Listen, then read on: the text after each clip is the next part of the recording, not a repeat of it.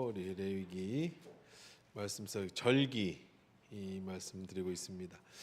레위기 23장 우리 오늘 9절부터 우리 14절까지 오늘은 초실절에 대한 말씀 같이 나눌 거예요. 초실절 같이 읽습니다. 레위기 23장 9절부터 14절까지 있습니다.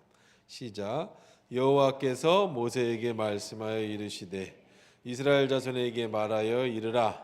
너희는 내가 너희에게 주는 땅에 들어가서 너희의 곡물을 거둘 때에 너희의 곡물의 첫 이삭 한 단을 제사장에게로 가져갈 것이요 제사장은 너희를 위하여 그 단을 여호와 앞에 기쁘시게 받으심이 되도록 흔들되 안식일이 이튿날에 흔들 것이며 너희가 그 단을 흔드는 날에 1년 되고 흠없는 순양을 여호와께 번제로 드리고 그 소제로는 기름 섞은 고운 가루 10분의 2 에바를 여호와께 드려 화제로 삼아 향기로 냄새가 되게 하고 전제로는 포도주 4분의 1 흰을 쓸 것이며 너희는 너희 하나님께 예물을 가져오는 그 날까지 떡이든 볶은 곡식이든지 생 이삭이든지 먹지 말지니 이는 너희가 거주하는 각 처에서 대대로 지킬 영원한 규례니라. 아멘.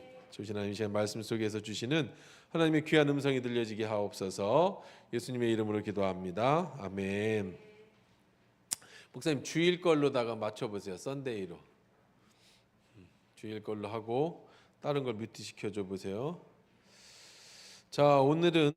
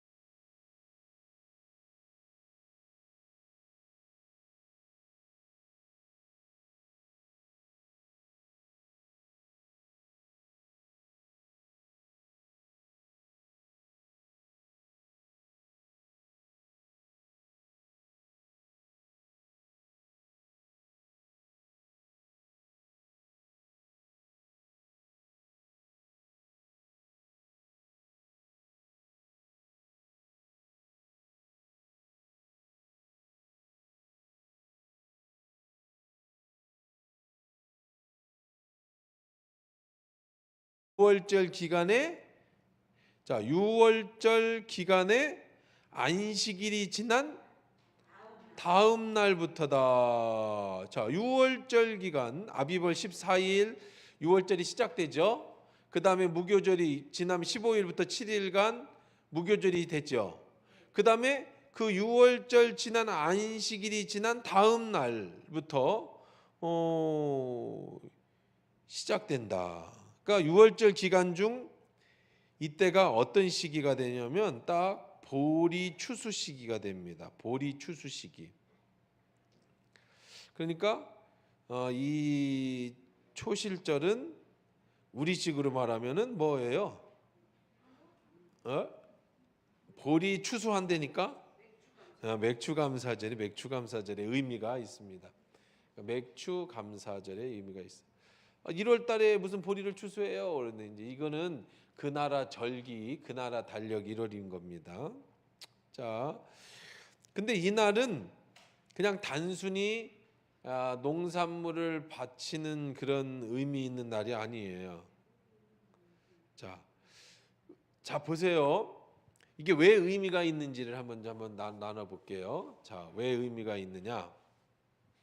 여기다 이거 많이 진열해놨어요. 왜 의미가 있을까 이걸? 왜 의미가 있을까? 이거 왜 진열해놨을까? 이 세상에 의미 없이 하는 건 없어요. 왜 해놨을까? 꼬시려고 어디 가지 말고 이거 타가라. 토요일 날 어디 도망가지 말고. 그래서 이렇게 해놨어요. 뒤에도 있어. 뒤에도 보스턴 양모 이불 호주산이에요. 호주산. 이거 일부러 퀸 사이즈로 샀어요. 보스턴 양모 이불 호주산 2개. 저 뒤에도 있어요. 그 다음에 여기 저압 진공 냄비. 이거 진공 냄비. 그 다음에 그냥 아니야. 이거는 얼라운드 프레셔 쿠커. 뭐 이렇게 디지털이 다 있어. 콕콕콕 눌러가지고 하는 쿠커 2개. 이거는 뭐 이렇게 굽는 거. 그 다음에 이것도 몇 개 있는데 이거는 소금 소금 선물 세트. 이거는 테팔 뭐요 이거는 냄비. 이 뒤에도 있어. 이거는 테팔 세트. 여기도 써 있어. 뒤 테팔. 테팔. 이거 테팔. 싸구려 아니야. 독일 메딘 독일. 그다음에 이거 2개 있네. 에어플라이 쓰레기통인데 이렇게 손 대면 탁 열리는 거 있잖아요. 손 안 대고 지나가면 탁 열리는 거. 우리 이런 거는 뭐 이제 글라스락 세트. 이런 거 글라스락. 이거는 이제 게임 하면은 주려고 한 거. 왜 이렇게 왜 의미가 있어요. 의미가 꼬시는 거예요. 뭐 미끼 상품이에요. 자동차는 못 줘도 우리가 그때 뭐 TV 이런 거는 못 줘도 그래도 우리가 줄 수 있는. 그래서 하나에 여러분 이거 한 20만 원씩 하는 거예요. 다 비싼 거예요. 다 테팔 3종 세트 이런 거는 뭐 3개 들었어. 3개. 자, 의미가 있죠. 의미. 자, 그러면 무슨 의미가 있느냐? 77절의 의미를 보세요. 이렇게 생각하시면 됩니다. 자, 이스라엘 백성이 무슨 의미냐? 여기가 이제 이렇게 생겼어요. 지도가. 여기가 이제 애굽이에요. 애굽. 여기가 애굽. 여기서 이제 여기 고센 지역에서 살았어. 처음에 살 때. 그러다가 이제 이렇게 와서 홍해를 이렇게 건너. 여기가 홍해예요. 홍해를 건너서 이제 바로 들어가지 않고 여기 블레셋이 있어서 이리 못 들어가. 그래서 이리 와. 여기가 광야죠. 광야. 광야에서 벵글 여기가 소돔과 고모라고요. 광야에서 뱅글뱅글 돌다가 이제 1년 반 만에 갔어요. 근데 여기 가서 정탐꾼이 못 들어갑니다. 우리 밥입니다. 그래 우리가 뭐 메뚜기입니다. 그래가지고 다시 돌아서 여기서 몇 년을 살았어요? 40년을 살고 이제 드디어 어떻게 한 거예요? 들어간 거예요. 여기가 이제 단이라는 데서부터 여기가 이제 부엘세바라고 하는 데까지가 여기 너무 올라갔다. 여기가 블레셋인데 여기가 이제 이스라엘의 지역이란 말이에요. 자, 그러면 이게 무슨 의미가 있습니까? 잘 보세요. 초실절이라는 말은 첫 이삭을 드리는 날이라고 얘기를 했잖아요. 그렇죠? 6월절 기간 안식일이 지난 다음 날 보리 추수의 첫 소산물을 드리는 날이다 그랬습니다. 자, 이 사람들이 출발할 때 요 시작인 여기 1번 시작할 때 이 바로가 안 보내줘야 되는데 왜 보내줬어요? 장자가 죽었죠. 그렇죠? 그럴 때 유월했어. 그렇죠? 죽음의 사자가 이스라엘에는 안 죽고 그 다음에 그 애굽 사람은 죽이고 그래서 담을 넘었다는 거야. 뭐를 뿌려진 담을 어린 양의 피가 뿌려진 담을. 그래서 6월절의 시작이야. 6월절 절기를 지내. 그렇죠? 그 다음에 나와서 두 번째 절기를 지내. 요 의미를 두는 거예요. 의미를. 그러니까 이때 절기는 여기 나중에 이제 얘기를 했지만 그러나 이 전체적으로 볼 때 의미예요. 의미.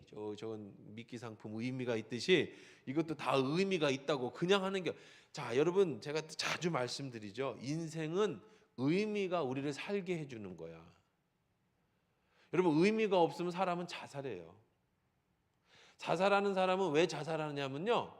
돈 없어서 자살하죠. 뭐 시련 당해서 자살하죠. 병 들어서 자살. 수만 가지 죽을 이유가 있으니까 자살하겠죠. 뭐 이유 없이 죽진 않을 거 아니에요. 그런데 그거를 전부를 한마디로 말하라라고 하면 뭔지 아세요? 삶의 의미가 없어서 그래요. 삶의 의미가 없어. 왜 더 살 필요가? 더 살아봐야 아무 의미가 없는 거야. 그래서 여러분 의미라고 하는 것을 아주 잘 생각하고 사셔야 돼. 인생은요. 인생은 여러분의 살아가는 모든 건 다 의미에 따라서 여러분의 삶의 방향이 정해져. 여러분의 삶의 모든 방향은 삶의 의미에서 정해지는 거예요. 이 의미가 없으면 사람 어떻게 된다? 죽는다. 어떤 의미? 거지도요, 삶의 의미가 있어요. 거지는 무슨 의미가 있어, 삶에? 에? 안 굶어 죽어야 한다라는 의미가 있는 거야. 이거 못 먹으면 나는 뭐 한다? 죽는다. 그러니 그 사람에게 있어서 의미는 살아내는 거예요. 그러니까 뭐 해야 돼, 가서? 구걸을 해야 되잖아요. 구걸을 해야 돼. 근데 뭐 삶의 의미가 없으면 돈이 뭐 수백억이 있어도 그 사람은 죽어요. 그러니까 의미야. 그런데 자, 여러분이 살아가는 모든 여러분의 시간, 잘 보세요. 돈, 정력, 힘이라는 거예요. 힘, 정력, 뭐 남자 정력 그런 거 아니고 힘이라는 뜻이에요. 자, 정력, 그 다음에 여러분의 가치, 전부 어디다가 쓰냐면 여러분의 모든 거는 여러분의 시간, 여러분의 돈, 여러분의 정력, 여러분의 삶의 가치, 뭐 얘기 안 하면 뭐 엄청 많은 거 있겠죠. 여러분이 중요시 여기는 것, 이 모든 것은 어디다 쓰느냐? 사람은 다 뭐에다 쓰냐면 의미 있는 일에다 써요. 그러면 이 의미의 다 질문입니다. 다음 중 의미는 무엇일까요? 라고 얘기를 하면 어떤 사람은 건강일 수 있어요. 예를 들면 그 사람에게 있어서 삶의 의미는 뭐다? 건강하게 사는 거다라고 하면 그의 시간 뭐 하는 데 쓰겠어요? 운동하는 데 쓰겠지. 그의 돈 어디다 쓰겠어요? 좋은 거 먹고 약 먹고 약 막 20개 먹고 뭐 비타민도 종류대로 먹고 뭐 그다음에 뭐 천연만 먹어야 되고 뭐 그러겠지. 자기의 힘 다 어디다가 써요? 건강을 지키는 데 쓰겠지. 자기 인생의 가치 여기다 쓰는 거예요. 물론 한 가지 의미만 가지고 사람을 살지는 않죠. 이걸 여러 가지 의미를 두고 살겠지. 자, 그다음에 자식. 내 삶의 의미는 자식이야 라고 하는 사람은 시간, 대치동 맘, 아침부터 저녁까지 애 학원 들어다니면서 그게 자기의 시간이야. 왜? 그게 자식의 의미니까. 돈 열심히 벌어서 애 학원 들고 뭐 하는데 뭐 나중에 애가 사업한다고 그러면은 자기 노후도 생각 안 하고 막 몇 억씩 주고 막 그러겠지. 그렇죠? 왜? 뭐 때문에? 자식이 삶의 의미니까 그런 거예요. 자기의 정력, 힘 다 자식 키우는 데 쓸 거예요. 같이 뭐 마찬가지 다. 그런데 이거 말고도 뭐 돈, 내 삶의 의미는 돈이야 라고 하는 사람은요. 그런 사람은요 한 푼도 안 써요. 다른 사람한테 뭐 그렇게. 그래서 뭐 어떻게 돈을 악착같이 모아야 돼. 아마 어렸을 때나 살면서 돈 때문에 크게 한번 낭패를 보고 돈이 없다면 정말 사람은 죽는구나라는 것을 어떤 뭐 생각을 해봤을 수도 있어요. 자, 어찌 됐든 간에 이건 뭐예요? 뭐 칠판이요? 아니 뭐요? 여기서 우리 그냥 새카만 거에 띄워요. 정신 없으니까. 6월절은 하루입니다. 하루. 초실절도 하루죠. 네네. 6월절 지난 다음 주. 무교절 지난 안식이 쳤네. 그렇죠. 6월절 무교절은 같이 가 세트. 6월절 지난 다음 날부터 무교절이 일주일 시작되죠. 예. 예. 그 다음 지난 안식일. 그렇죠. 6월절 기간에 안식일이 지난 다음 날. 그러니까 6월절 기간 굳이 열심히 따져보자면 이제 토요일이 안식일이면 토요일이 무슨 날? 6월절. 그 다음에 이제 주일부터는 뭐 일주일간은 뭐겠어요? 무교절이죠. 무교절. 그 무교절 마지막에 안식일이 있을 거 아니에요.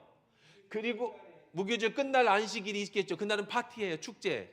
그 축제 하죠. 그 다음 안식일. 요 날이 초실절이에요. 무교절이 중간에 안식일이 있다고요? 어때? 아니 무교절이 끝나고 무교절 마지막 날이 축제를 하는 거잖아요. 축제를. 7. 응. 그 다음. 그 다음 안식일. 예? 그러니까 그 다음 안식일 다음 날. 그럼 어떻게 돼? 자 다시 더하기 해봐. 산수 더하기. 자 6월절 1월 14일이 그러니까 아비벌 14일이 무슨 날이에요? 6월절. 그렇죠? 15일부터 21일까지가 무교절. 무교절에 안식일이 하나가 끼겠죠. 그렇지? 그거 지난 다음 안식일. 그 다음 날에 그 다음 지난 안식일 그 안식일이 지난 다음 날. 그러니까 그 다음 안식일이 지난 다음 날. 이렇게 되는 거야. 무교절에 안식일이 끼죠. 그거 지난 안식일 다음 날. 떨어져 한 일주일 이렇게 약간 기간이 있겠죠. 정확하게 제가 혹시 틀릴지도 모르니까 이번 주 내내 제가 챗GPT한테 물어봐가지고 알려드릴게. 네, 다음 주에 제가 더 정확하게 알려드릴게. 성경적으로 그런데 이런 질문이 나올 거라고는 제가 상상을 안 해봐가지고 그래서 잘 모르겠어. 더하기를 좀 해봐야 될 것 같아. 그러니까 성경적으로라면 무교절에 안식일이 마지막에 끼잖아요. 그거 지난 다음 안식일 다음 날. 이게 성경적이에요. 그럼 날짜를 14일이니까 정확하게 뭐 있겠지. 뭐 28일이나 뭐 9일이나 뭐 그건 제가 알아봐 가지고 알려드릴게요. 근데 뭐 얘기하다 여기 갔지? 의미, 자식, 돈. 어쨌든 뭔 얘기를 했었는데. 어쨌든 그래. 자 그런데 문제는 말이죠. 결국은 이 의미가 깨져. 자식이한테 실망했어. 건강을 잃었어. 그렇게 내 삶은 건강하게 사는 건데 의사가 당신 암이요. 그런 소리를 들었어. 당신 이제 시한부요. 아니면 그렇게 믿었던 자식이 날 배신했어. 결혼시켜놨더니 이거 뭐 집 마누라만 알고 엄마를 막 무시해. 예? 내가 돈이 내 인생의 전부였는데 투자했던 돈이 그냥 다 날렸어. 그럼 이 사람은 어떻게 되는 거야? 삶에 뭐가 없어지는 거예요? 의미가 없어지는 거예요. 그래서 여러분 우리는 지금 의미를 얘기하는 건데 하나만 여기서 하고 이리 다시 넘어갈게요. 그래서 우리의 인생의 의미는 하나님의 나라, 예수 그리스도 하나님의 나라의 삶을 의미를 두셔야지. 우리 기독교인은 여러분은요 하나님의 나라의 삶의 의미를 두고 그 다음 뭐해? 전화 왔어? 챗GPT가 제가 읽어줄게요. 26일 유대력에 따른 초실절은 4월 5일 일요일입니다. 2026년 올해로 이제 그러면 초실절은 구약성경 절기로 6월절 후 안식일 다음 일요일에 첫 이삭을 흔드는 날이래. 그러니까 지금으로 말하면 6월절 올해 이스라엘 달력이에요. 6월절 4월 2일 그 다음에 무교절 4월 2일 이제 뭐 6월절 시작한 날부터 시작해서 4월 9일 9일까지 초실절은 중간이네요. 중간. 그렇죠. 요거 있는 4월 5일이래요. 5일. 그러니까 여기 안식일이 그 토요일이니까 어떻게 된 거예요? 왜 6월절이 안식일 전날이잖아. 5일. 6월절 중간에 있는 토요일 다음 날인가 봐요. 그래. 그럼 나중을 대비해서 얘기하면 요때부터 50일을 기억해. 50일. 50일이 지난 5월 24일은 50일이 지나서 오순절이 되는 거예요. 오순절. 정확하게 얘가 알려줬네. 그러니까 엄청 나보다 엄청 똑똑해.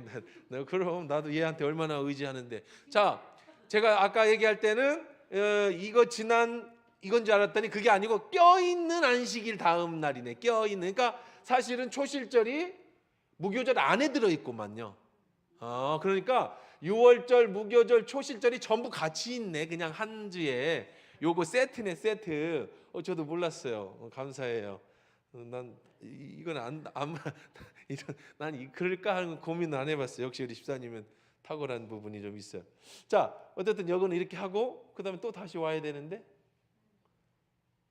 뭐 했지?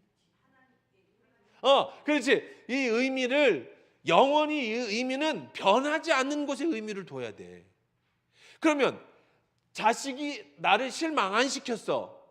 삶의 의미가 있네. 잘했어. 애가 나한테 잘해. 돈도 많이 벌었어. 열심히 안 쓰고 모아가지고. 그런데 건강도 지켰어. 근데 이 모든 것은 뭐가 있어요? 끝이 있죠. 끝. 무슨 끝이 있죠? 아무리 건강해도 내가 나이가 들면 어떻게 돼? 늙어지면 이거는 더 이상 내 삶의 의미를 줄 수 없는 거야. 자식은 품 안의 자식이지, 얘도 자식을 낳고 쥐가 또 커버리면 언제까지 내가 내 자식을 할 거야. 때가 되면 다 모든 엄마는 다 어떻게 해야 될 날이 오는 거야. 좋든 싫든 놔줘야 되는 날이 오는 거죠. 그죠? 이거 붙잡고 있으면 고부간에 싸움 나고 자식 망치는 거예요. 그런 영화 많잖아요. 그 다음에 돈도 있어. 뭐 100억씩 벌었어. 근데 뭐 할 때가 와? 다 놓고 갈 날이 온단 말이야. 그러면 언젠가는 이 내가 생각했던 이 모든 의미는 뭐 하는 날이 와? 끝나는 날이 와. 싫든 좋든. 일찍 올 수도 있고 늦게 올 수도 있어. 그러니까 여러분의 인생의 의미는 변하지 않는 가치에 둬야 돼요. 건강도 변하고요, 자식도 변하고, 돈도 변하고, 이 세상의 모든 것은 다 변해요. 영원히 변하지 않는 곳에 여러분의 인생을 걸어야 돼. 그게 뭐예요? 예수 그리스도 하나님의 나라야. 왜 그렇죠? 이건 끝이 없어요. 우리의 인생이 끝나는 날 하나님 나라는 어떻게 될 거야? 다시 시작되어질 거예요. 그래서 우리는 죽지 않는다라는 거야. 여러분 오해를 하면 안 돼. 우리는 영원히 죽지 않습니다라고 하는 말은 우리의 생명이 죽지 않는다는 얘기가 아니에요. 우리의 육신은 죽죠. 안 죽을 수 있나요? 그러나 우리는 다시 우리의 영혼은 죽지 않고 새로운 육신을 입고 부활하기 때문에 우리가 죽지 않는다는 거예요. 영생불사라는 거는 뭐 이단 사이비 주장이 뭐 하는 것처럼 우리 교주님은 절대 안 죽습니다. 그럼 이제 진짜 안 죽고 이만희는 왜 안 죽지? 그런가? 김일성이는 좋은 거 얼마나 먹었는데 60에 죽었어. 꼭 그런 건 아닌데 이만희는 왜 안 죽지? 그거 한 90 됐을걸요? 안 됐나? 넘었을 것 같은데. 하여튼 지금 신천지의 가장 고민은 이만희가 죽은 다음이야. 원래 이만희는 죽으면 안 돼. 성령이라. 근데 그 죽으면 아마 거기도 큰 문제가 있을 거다라고 얘기하죠. 근데 뭐 또 그 죽음을 잘 이겨낸 데도 있어요. 조희성이가 죽었어요. 하나님이 죽었어. 그랬더니 하나님의 부인이 어머니 하나님이 됐어. 얘가 죽으면 그 아들 하나님이 되려나? 그러니까 그거는 모르겠어. 그렇게 넘어는 가. 그러니까 아마 이만희가 죽으면 뭐 또 다른 뭐 누가 나올 수도 있겠지만 하여간 영원히 죽지 않는다라는 얘기는 그들이 생각하는 육신이 죽지 않는다는 게 아니라 예수님이 부활하여 첫 열매가 되신 것처럼 오늘 이제 그 얘기를 할 겁니다. 우리도 역시 죽지 않는다. 자, 그러면 예수 그리스도 영원한 하나님의 의미를 두고 살아가라. 이게 삶의 의미여야 돼. 그래서 여러분의 시간 하나님을 위해서 쓰면 그거는 절대 안 없어져. 여러분의 돈 주님을 위해서 쓰십시오. 예수님도 너희의 재물을 이 땅에 심지 말고 영원한 하나님 나라에 심어라. 거기는 좀도 동록도 해하지 아니하고 도둑도 강도도 들지 않는 곳이다 라고 얘기하고 30배, 60배, 100배 여러분의 정력, 여러분의 젊음, 힘, 능력, 여러분의 삶의 인생의 가치 예수 그리스도에게 둬라. 하나님 나라에 둬라. 그것만 영원히 가져가는, 그것만 영원히 남는 거야. 자, 이 의미는 이제 이쪽으로 넘어갈게요. 자, 시작을 알리는 6월절, 시작을 알리는 6월절이에요. 그 다음에 넘어왔어요. 근데 너무 급하게 나왔어요. 하나님이 막 가라고 해가지고 그래서 뭐를 넣지 못하고 갖고 왔어? 떡을 못 불리고 왔단 말이야. 밤에 불려야 되거든요. 누룩을 넣어서 이스트를 넣어서 빵을 부풀려 올려야 빵이 부드럽고 맛있어. 근데 그렇지 않은 생밀가루를 여러분 구우면 어떻게 되겠어요? 맛이 없겠지. 그래서 그날이 무교절. 자, 그런데 왜 초실절에 의미가 있느냐? 여기로 왔어요. 뱅글뱅글 돌아서 40년이 걸려서 왔어요. 그리고 여기에 도착했죠. 요때까지 이 사람들은 뭐 먹고 살았죠? 40년간 하늘에서 만나가 내렸어요. 그래서 만나를 먹었어요. 그리고 드디어 여기에 들어가서 농사를 짓기 시작했어요. 그리고 그해 첫 번째로 뭐를 얻었어요? 첫 번째 뭘 얻었어요? 아니 뭘 얻었냐고. 오늘 초실절에 뭐 하는 날이라고 그랬어요? 응? 보리 추수의 첫 소산이라고 그랬잖아요. 그러니까 뭘 얻었어? 보리 농사를 지어서 첫 번째 보리 농사가 나온 거야. 여기서가 아니라 여기 노예 살 때 농사 진 게 아니고 이제 이스라엘 백성으로 광야에서 살다가 마지막에 들어가서 첫 농사의 첫 뿌리. 그래서 이게 의미가 있는 거야. 하나님이 안식을 주신 그 마을에, 그 나라에서 첫 번째 농사를 지어서 수확을 이룬 그 보리, 첫 보리라는 개념입니다. 이게 바로 그 첫 번째 이삭을 드리던 날을 기념하는 것, 보리 추수의 첫 소사물을 바쳐 봉헌하는 날이 무슨 날이었다? 초실절이에요. 그러면 이 초실절의 의미를 좀 더 깊이 있게 한번 봐야 되겠죠. 자,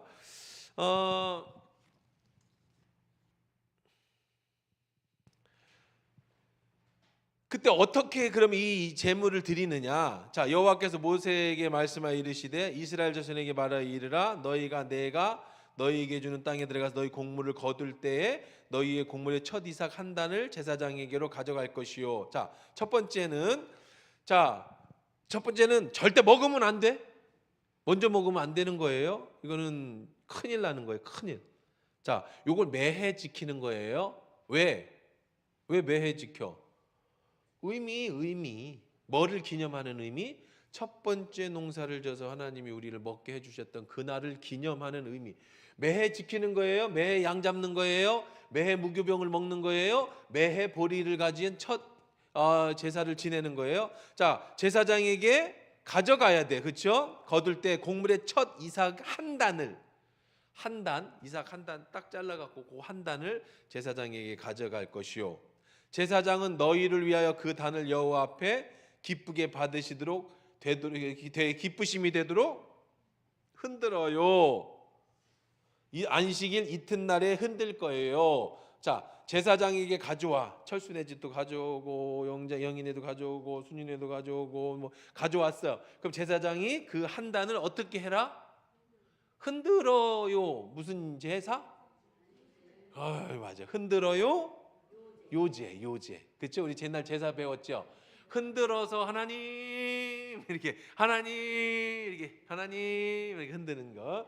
흔들. 자, 요제로 하나님을 흔들 것이요. 너희가 그 단을 흔드는 날에 자, 그러면은 뭐 이게 볏짚 한 장 가져오는 게 아니고 그 달에 너희들은 흠없는 순양을 여호와께 번제를 드려야 돼.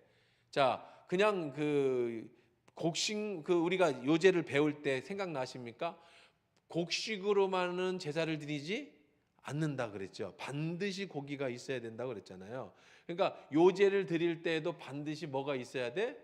고기가 있어야 돼. 그래서 양을 가져와야 돼. 흠없는 순양을 여호와의 뭐를 드리고 번제로 드리고 그 소제로는 그 번제, 그러니까 소제는 제가 그때도 이제 우리가 배웠죠. 소제 5-5개 제사 중에 소제는 뭘로 드리는 제사였죠?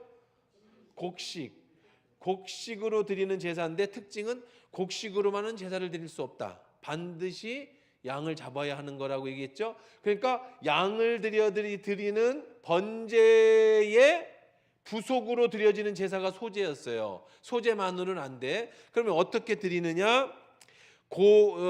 기름 섞은 고운 가루 10분의 1 에바, 그 가루 하얀 가루 10분의 1 다 했던 거예요. 그거를 드려 뭐로 해라? 화제는 뭐 한다고 그래서 뭐라고 그랬어요? 화제. 태워서 연기로 화제로 전제로 드려 화제로 삼아 향기로운 냄새가 되게 하고. 자, 전제 여러분 생각나십니까? 전제는 뭐였죠? 요거 생각이 안 나요? 전제. 우리의 몸을 여호와의 전제로 부어드린다. 그런 얘기 들어봤어요? 못 들어봤어요? 이거 생각. 포도주를 양에다가 부어드리는 제사라고 그랬는데, 그래서 이런 생각, 그때 제가 강의할 때 생각 안 나세요? 고기에다가 포도주를 넣으면 부드러워지고 셰프들이 맛있게 먹으려면 포도주로다가 이게 고기 굽는 거 있잖아요. 그래서 제사를 지낼 때 거기다 포도주를 붓습니다. 그것을 뭐라고 했다? 전제라고 그랬어. 그때 전제의 의미는 뭐랬어? 포도주는 예수 보혈의 피를, 죽음을 얘기하는 거잖아요. 이게 전제로 부어드린다. 이 뜻은 주로 어떤 때 쓰냐면 자기의 죽음이 가까웠을 때. 바울도 그러기, 나의 몸을 주님께 전제로 부어드린다라는 얘기는, 사람이 죽어서 이렇게 딱 목이 잘리면은 예수님처럼 이렇게 피가 나오잖아요. 그걸 부어드리는 거예요, 하나님께. 그때 표현하는 게 전제로 부어드린다라고 얘기합니다. 그때의 전제는 무슨 제사다? 포도주를 부어드리는 제사다. 그래서 여기 보면 포도주 4분의 1 흰을 쓸 거예요, 전제로. 1 흰, 이 이제 그 단위겠죠. 너희는 너희 하나님께 예물을 가져오는 그날까지. 자, 이 중요한 건 14절입니다. 한번 읽어봅시다. 시작. 너희는 너희 하나님께 예물을 가져오는 그날까지 떡이든지 볶은 곡식이든지 생이삭이든지 먹지 말지니 각처에서 대대로 지킬 영원한 제사를 지내서 그 양을 잡고, 그 다음에 먼저 소재로 흔들고, 양을 잡고 거기에 가루를 태워 보내고 제사장이 포도주를 전제로 부어서 드려지는 이 제사를 드리기 전까지는 절대 이 보리를, 너희가 농사진 보리를 뭐 해서는 안 돼?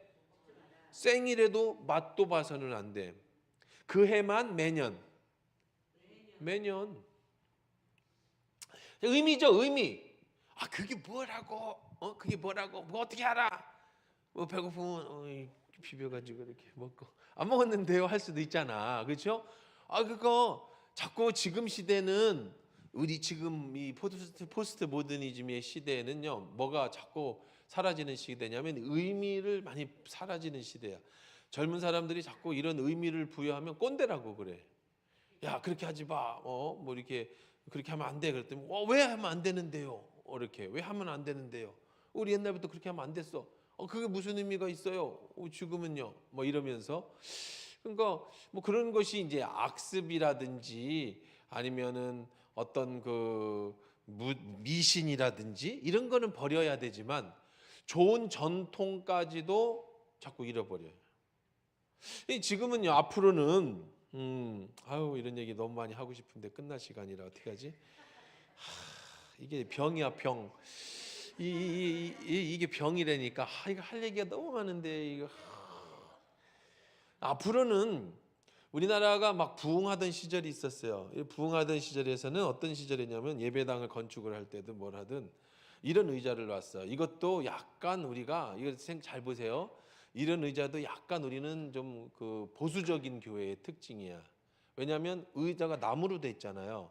그리고 색깔이 갈색이죠. 이 무슨 색이라고 그래 이거를? 아니 이런 가죽 같은 게 다 진한 갈색이잖아요. 이게 굉장히 보수적이에요. 아주 보수적인 옛날 우리들의 의자 뭐 이런 것들. 그런데 교회가 이제 막 부흥하던 시절에 이제 막 하는 교회들은 이런 걸 다 의미가 없다고 했어요. 다 치웠어. 그리고 뭘 갖다 놔요? 그냥 플라스틱 의자. 공연장으로 예배당을 많이 꾸며, 공연장으로. 그렇게 해서 이제 뭐 치우고 여기도 활동하고 뭐 이렇게 노래도 부르고 막 이렇게 해서 이제 좀 막 성장하던 교회들은 이제 막 그렇게 하고, 예배당도 조금 공연장 스타일로다가 이렇게 많이 꾸미고 이런 시대로 갔는데, 이제 지금부터 이제 나타나는 추세가, 한 10년 전부터 예배당을 짓는 추세가 뭐냐면 다시 회복, 옛날로 돌아가는 추세를. 그러니까 천주교식으로 색깔도 이게 다 의미가 있는 거거든요. 이 모든 거에는 이제 다 의미가 있어. 십자가에도 의미가 있고, 이게 이제 의미는 어디서 가져오냐면, 제일 처음에는 이제 그 원 종교가 있을 거 아니야. 기독교의 원 종교, 예수님과 그 다음에 12제자와 그 다음에 이제 초대교회 요때를 교부시대라고 얘기를 합니다. 교부시대가 뭐냐면 예수 그리스도, 그 다음에 사도의 다음 제자들을 속사도라고 얘기해요. 3대째 내려온 속사도, 베드로의 제자, 얘들은 속사도, 그 다음에 이제 교부시대라는 거예요. 다음 사람들은 이제 교부들이라고 그래서 교부들. 요때가 이제 교부시대예요. 이게 원래 우리 기독교야. 그 다음에 여기서 뭐가 나오냐면 동방정교회, 여러분 들어봤죠? 그 다음에 정교회라는 데가 나오고, 그 다음에 로마 카톨릭이 나와요. 여기 그 다음 단계가 교부시대 다음 원종교에서 이 정교회, 카톨릭, 그 다음에 이제 세계 3대 종교가 있어요. 이런 것들이 나옵니다. 그럼 정교회는 여기 가면 있어요. 여기 가면 정교회 보실 수 있어요. 그리고 뭐 이렇게. 그 다음에 이 교파가 수백 년을 가져오다가 이게 여기서 뭐가 나오냐면 뭐가 나와요? 다시 기독교 중에 이제 개신교가 나오는 거예요. 개신교. 우리 개신교는 그러니까 원종교 처음에 있던 12사도와 그런 시대, 그 다음에 이제 교부 시대를 지나서 이제 정교회, 로만 카톨릭은 어디서부터 시작되냐면 이제 그 교황이 생기기 시작해요. 교황이 있기 전에 사도 시대가 있고 교부 시대가 있고, 그 다음에 이제 교황이 생겨요. 일대 교황, 베드로를 교황이라고 하지만 자기들 시기에, 그 다음에 정교회 교황이 있고, 그 다음에 로만 카톨릭 교황이 있어요. 그러다가 야, 그게 뭐 하는 짓이야? 무슨 교황이 필요해? 오직 어디로 돌아가야 돼? 말씀으로 돌아가야 돼. 언제로 돌아가자는 거야? 초대교회 이 원래로 돌아가자. 이런 정교회나 카톨릭의 특징이 뭐냐면 사람들이 문맹하니까 글을 못 읽어. 그리고 사람들을 일부러 문맹화 시켰어. 글을 못 읽게 했어요. 그래서 오로지 모든 거는 사제들에 의해서 움직여지게 라틴어로 예배를 드려. 그러니까 우리식으로 말하면 여러분 전혀 못 알아듣는 뭐 어떤 케냐어로다가 예배를 드리는 거야. 그럼 여러분들이 와서 예배당에 앉아서 라틴어로다가 미사를 집행하고, 미사라고 해요. 예배를 진행하는데, 그럼 여러분들이 앉아 있으면은 졸리겠어요, 안 졸리겠어요? 뭔 소리인지 못 알아듣겠죠. 그러니까 자꾸 어떤 의식을 집어넣어. 안 졸게. 나와. 그래서 떡도 먹고, 앉아. 일었다. 앉아. 일어나. 그 다음에 두 번째로다가 이 사람들이 한 게 뭐냐면은, 그래도 여기 오면 뭔 소리인지는 못 알아들어도 하나님은 만나고 가야잖아. 그 하나님을 만나고 가게 하는 가장 좋은 게 뭘까요? 여러분, 나는 못 알아들어. 설교를 못 알아들어요. 지금 무슨 케냐어로다가 설교를 한단 말이야. 예배를 진행한단 말이야. 전부. 근데 여기가 하나님이 계신 집이라는 걸 알게 해주는 제일 좋은 부분, 안 주는 거는 이렇다 놨다 앉았다 앞에 갔다 뒤에 갔다 하면 되는 건데, 그거 말고 예수님에 대해서 알게 하는 제일 좋은 게 뭐겠어요? 찬양도 라틴어로 해. 뭐겠어요? 뭐 보여줘야지, 그죠? 황금이라도 뭐 보여주고 천국이라도 보여. 그래서 정교회는 뭐를 가지고 갔느냐면 이 예배당을 천국으로 만들어.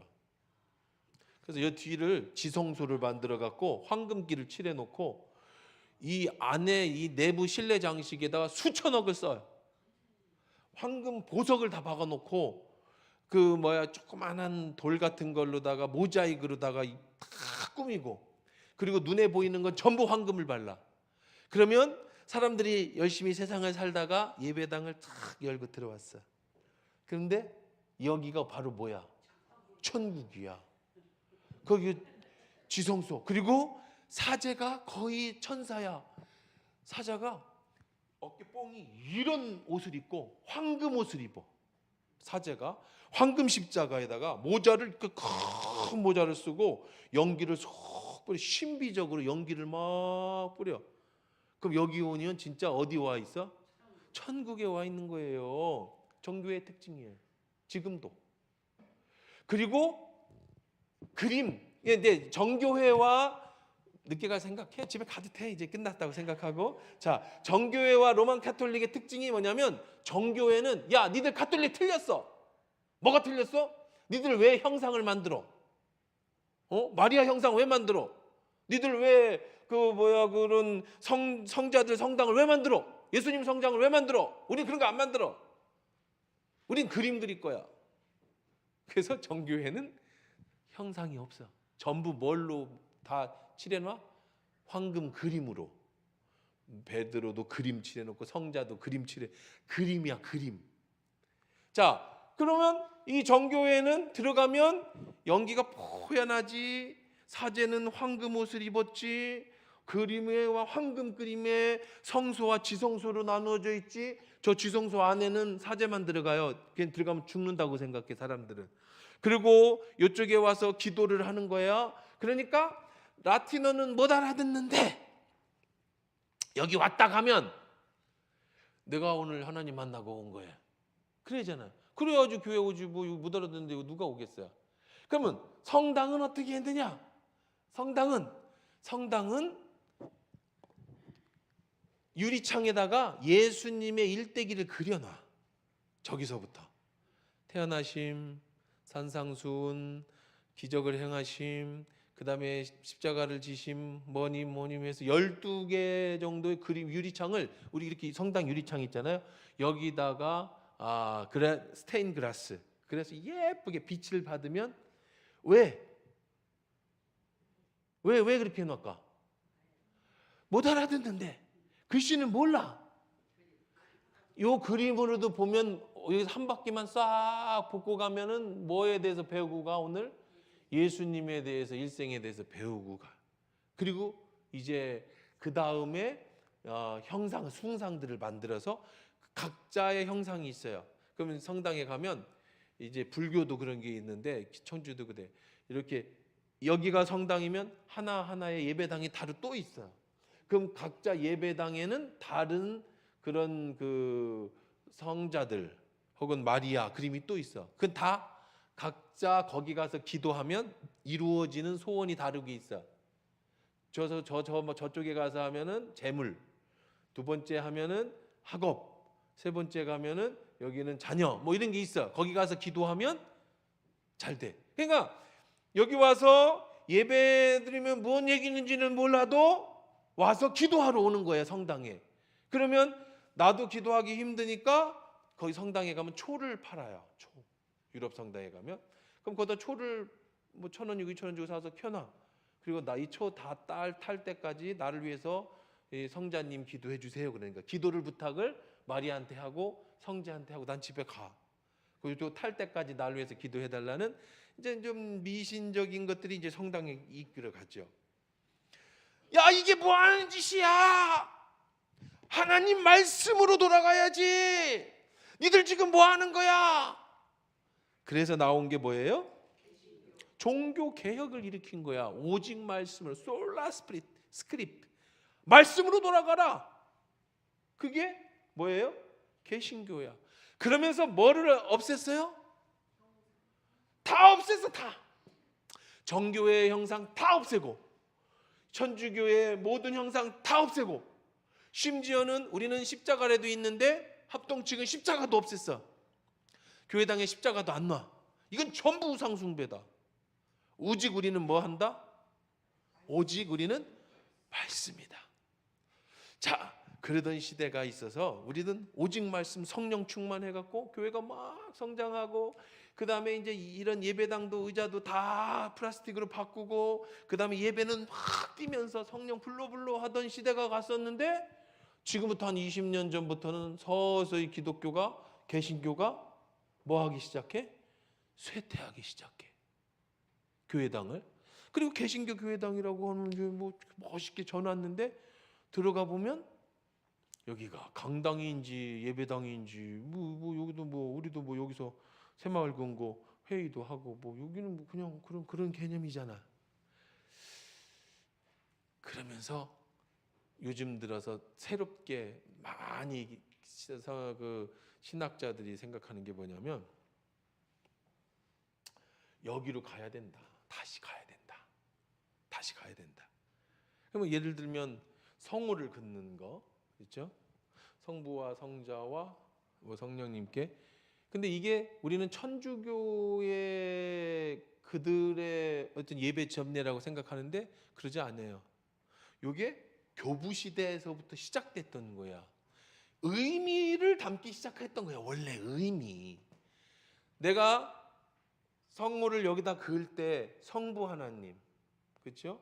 위로부터 아래 성육신하신 예수 그리스도, 이웃들, 성자, 성령, 이웃 간에 성부와 성자와 성령, 뭐 어떻게 하는지 몰라. 왼쪽부터 오른쪽인지 나도 뭘 잘 모르는데 이런 것들을 하면서 우리는 저건 우상숭배야. 말씀으로 돌아가야지. 그런 거 왜? 라고 하는데 사실은 항상 기도할 때마다 마음속에 머리에 손을 댈 때마다 성부 하나님, 내 안에 오신 예수 그리스도와 성령님, 이웃을 사랑하고 이런 의미를 담아서 기도하는 것. 묵주기도.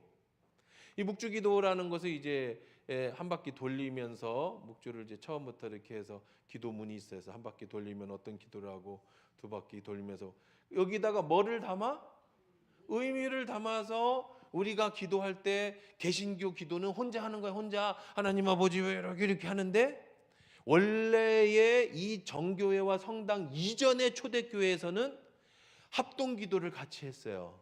같이 기도를 했어. 그 대표적인 게 주기도문이거든.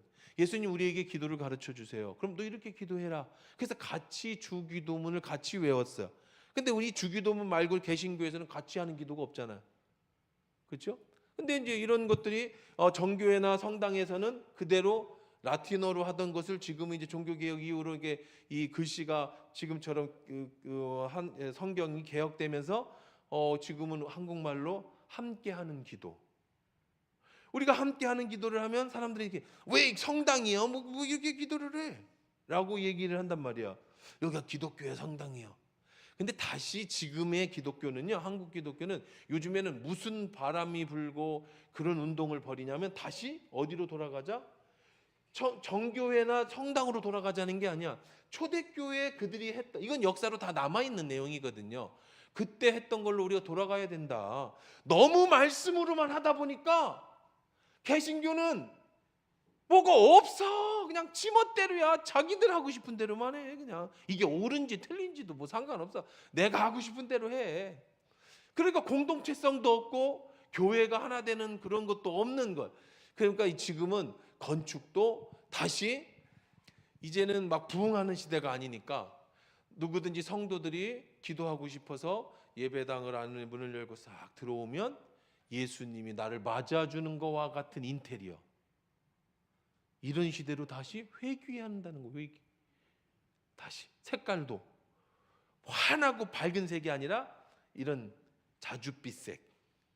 그리고 예수님의 십자가에도 이제 뭐 이게 옛날에 이게 걸어놓는 것도 휘장을 걸어놓거든요. 뭐 이렇게 하면 옛날에 저희도 한번 걸었더니 어떤 사람이 오더니 이단이라고 이거는 마리아의 M자를 상징하고 마리아 뭐 그래서 내가 얼른 뛰었어. 이거 한 명이라도 전도하는 게 낫지 이런 거 갖고 괜히 했다가 그 뒤로는 안 하는데 뭐 그런 의미를 이제는 회복하는 것이 그래서 저도 요즘에 우리 하나교회가 이제 30년이 그런 생각을 가져요. 우리가 이 천주교나 정교회가 아닌 원래 것을 좀 나도 공부를 하고 신학적으로 공부하고 성도들도 함께하는 공동기도문, 함께 우리가 같이 공동으로 기도하는 거예요. 같은 내용을 갖고 똑같이라고 한다든지 공동으로 성경을 같이 좀 읽는 것과 같은 그런 것들, 이런 그런 프로그램이 이제 천주교나 정교회가 아닌 개신교의 원래 초대교회에 했던 그 전통은 남아 있어. 책으로 다 남아 있는 거예요. 역사니까 그런 것들을 우리가 한번 우리 교회도 영성적으로 그런 걸 좀 해야 되겠다. 뭐 요즘은 그런 생각을 좀 많이 하는 것 같아요. 여러분 옛날에는 저희들이 인사를 지금은 뭐 당신은 꽃보다 아름답습니다 이런 인사를 했지만 그 전에 인사는 뭐 했는지 알아요? 처음에 저희 할 때는 여러분 기억하시는 거죠. 하나님의 사랑과 은혜가 여러분과 함께, 그러면 여러분이 또한 목사님과 함께 우리 모두 함께 하기를 바랍니다. 이런 기도를 했었어요. 한동안. 이게 근데 느낌이 어디가 뭐 같아? 한번 해보세요. 천주교 같이 하나님 은혜가 여러분 성도들과 함께 또한 사제님과 함께 그리스도의 사랑이 여러분에게 함께하기를 합니다. 아멘. 성부와 성자와 성령의 하나님께 기나이다. 아멘. 대초에 하나님이 말씀하셨습니다. 이거 잘하지? 내가 저걸 보면서 내가 정교회를 갔으면 잘할 것 같은데 정교회가 그러고 있거든. 뭐 엄청 멋있어. 황금 옷 입고 와 이거 막 내가 그거 하는데 와 이거 멋있더라고. 가니까 내가 잘했을 것 같은데. 근데 굉장히 은혜로워 그것도. 그렇죠? 그거 잘하면 이 막 이제 천주교식이 아니라도. 근데 의미 생각해봐요. 하나님의 은혜가 여러분과 함께 또한 목사님과 함께 우리 모두 함께 하길 바랍니다. 아멘. 성부와 성자와 성령의 이름으로 빕니다. 아멘. 이거. 근데 그런 거 하면 괜히 또 뭐라 그래? 이단이랑 이단 저기 이상해. 저 천주교 따라간다고. 자 이제 오늘 응. 이렇게 이력이 다 있잖아요. 천주교에서는 자기네가 기독교의 엄마 교회다 이렇게 얘기를 하고 오히려 우리 개신교 우리 사람들한테 야 우리가 엄마 교회야 따라야지 이렇게 얘기를 해요. 근데 그게 아니잖아요. 초대교회 12사도에 베드로 그 교회가 여기 초대교회잖아요. 근데 저 요적지 그 얘기 했잖아. 그러니까요. 질문이 뭔데? 그러니까 그렇다고? 말하는 게 틀리잖아요. 그렇지. 여기로 가자는 게 아니라 원래로 가자는 거지. 근데 일부 기독교인들도 천주교가 엄마 교회는 맞아 이런 사람이 많아요. 이제 의미는 이렇게 내려왔으니까 당연히 거꾸로 가면 천주교를 통과해서 가야 되는 거니까 뭐 그런 얘기는 할 수는 있겠지만 우리가 천주교를 따르면 안 되지. 우리는 마리아를 믿지 않아. 우리는 신상 숭배하지 않아. 우리는 뭐 저 무슨 뭐 누구라 그래요. 뭐 그런 사람들 안 믿어. 우리는 원래 초대교회 저 신앙의 전통. 신앙의 정통은요. 그 같이 식사하는 전통이 있었어요. 예수 초대교회 때는. 그래서 학교 끝나고 교회 끝나면 그러니까 회사 끝나면 그 집에 와서 저녁을 먹어요. 이 저녁이 성찬이었어. 근데 이제 성찬을 떼다 보면 배고프잖아요. 일하고 왔잖아. 그럼 먼저 온 사람이 다 먹어버려. 그럼 늦게 온 사람이 밥을 못 먹잖아. 근데 우리는 성찬 그러면 뭐 어떤 개념을 가지고 있죠? 떡을 떼고 포도주를 떠서 예수님을 기념하는 거잖아요. 초대교회 성찬은 그런 개념이 아니었어요.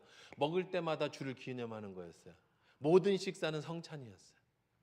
그러니까 바울이 막 화를 내. 그들 배고프면 집에서 밥 먹고 와라. 막 이게 그리고 또 어떤 사람이 있냐면 거기서 밥 주니까 일을 안 해.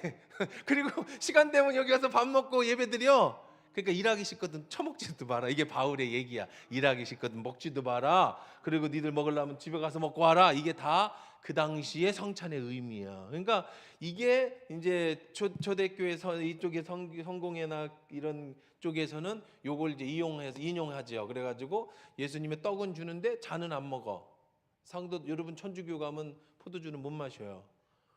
기독교만 포도주 줘요.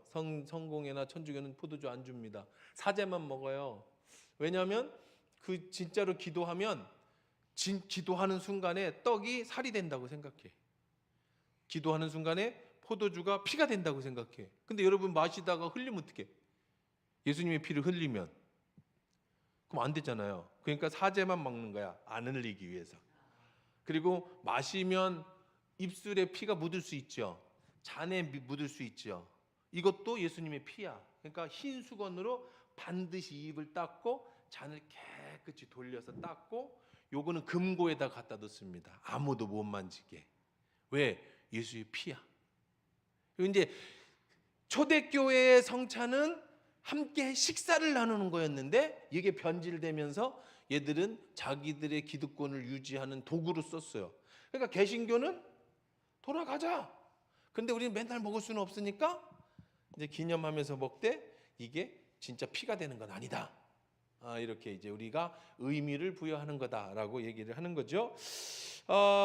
네, 이제 초실절 우리 뒷부분은 뭐 다음 주에 합시다. 이제 신약 성경에서의 초실절의 의미를 못했어, 그렇죠? 재밌게 이렇게 막 밤새 해도 재밌긴 하겠는데. 집에 가야지. 벌써 20분이나 지났는데 오늘 말씀 정리해 보십시다. 그래요. 우리가 하나님 앞에 드리는 가장 좋은 첫 번째 것은 먹지 말고 만지지도 말고 먼저 하나님 앞에 둬라. 이 모든 것은 다 뭐에 있어요? 의미에 있다. 여러분의 인생의 의미를 세상의 것에 두면 이것이 무너지는 날 여러분의 인생도 무너질 것이요.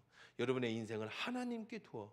그러면 사실 우리가 생각할 때 지금 시대에 뭔 의미가 있느냐 그런 것 같지만 그렇지 않아요. 우리는 다시 이 초대교회 이전으로, 이 성공의 이전으로 돌아가서 이때 의미를 오늘 우리가 다시 가져오는 것도 지금 시대에 정말 우리에게 필요한 영성 훈련 중에 하나가 될 수 있는 거예요. 그렇게 자꾸 우리가 삶의 모든 것에 의미를 부여하시면, 여러분 수요 예배 나오는 것도 의미를 부여하세요. 그러면 여러분 목숨 걸고 수요 예배 나올 수 있어요. 의미가 없으면 뭐 맨날 드리는 수요 예배 뭐 오늘 하루 빠진다고 뭐 괜찮지. 근데 이 수요 예배는 하나님이 내게 주신 가장 소중한 시간이다라는 의미를 부여하면 이건 안 빠지는 거예요. 그러니까 삶의 모든 것을 예수 그리스도와 하나님 나라의 의미를 두어라. 그게 바로 이 유월절이든 메시대 초실절이든 무교절이든 이것이 하나님이 지내라고 하신 의미다. 그때마다 여기서도 그때를 기억해야 된다. 하나님이 너희를 어떻게 살렸는지, 하나님이 너희를 그 만나와 메추라기로다가 너희들을 어떻게 나올 때 빵 하나도 제대로 부풀려 나오지 못한 너희들을 어떻게 먹이셨는지, 그리고 너희들이 돌아와서 어떻게 보리 농사를 져서 하나님 앞에 드릴 수 있었든지 그 의미를 매년 그때마다 기억해라. 그래서 아까 챗GPT도 올해 4월 2일이 6월절이고 이렇게 나오잖아요. 이스라엘 사람은 지금도 이렇게 해요. 이 절기는 이스라엘 사람들이 지금도 지내는 절기예요. 그러니까 유대인이 무서운 거예요. 예수님은 없지만 하나님은 계신 종교. 그러니까 지금도 그렇게 무섭게 그 사람들은 구약 성경 그대로를 따르죠. 기도합시다. 여러분에게 의미는 어떤 것입니까? 예수님께 드려지는 나의 삶의 의미. 주님, 내가 살면서 하나님께 영광만 돌리는 하나님의 삶의 의미가 되게 하여 주시옵소서라고, 세상의 의미가 아닌 주님께 나의 삶의 의미를 드릴 수 있게 해달라고 우리가 합심해서 기도하십시다.